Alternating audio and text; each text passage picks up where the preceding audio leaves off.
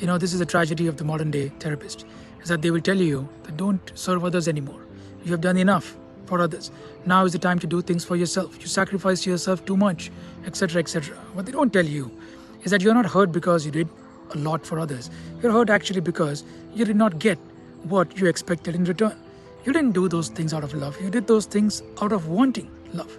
What their advice tries to do is it tries to hide the role you played in not being fulfilled in your relationships. They forget to tell you that you made somebody else the source of fulfillment. And to make somebody else a source of fulfillment is to seek attachment. And to seek attachment, as the Buddha said, is to find suffering. So you look for suffering, you find suffering. But the true receiving in relationships is actually to give. And that kind of giving cannot happen from a place of lack.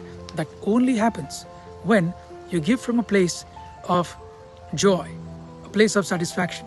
That can only exist in your life when you yourself are doing things which bring you joy. When you write, when you create music, when you paint, when you do yoga, and when you do things which bring you joy, irrespective of somebody else, those things become the source of your security. Now, you have so much security within you that you no longer want it from somebody else. From that place, when you interact with somebody, you give them freedom. And when you do something for them, you do it because it is right action, because it must be done, because you're a kind person. And when that is not reciprocated, it doesn't leave behind the kind of sorrow that you feel today.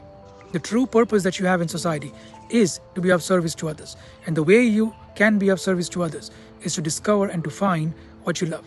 This is why discovering your passion and converting your pain into your passion, unleashing your passion into the world, is the way you begin to heal. When you begin to do what you love, you begin to fulfill a core need, that is to belong to something larger than yourself. When you fulfill that core need, you're seen, you're heard, and you're loved for who you are. And a person whose core needs are fulfilled without somebody else, why will that person expect anything from somebody else? That person only gives. And that kind of giving is love.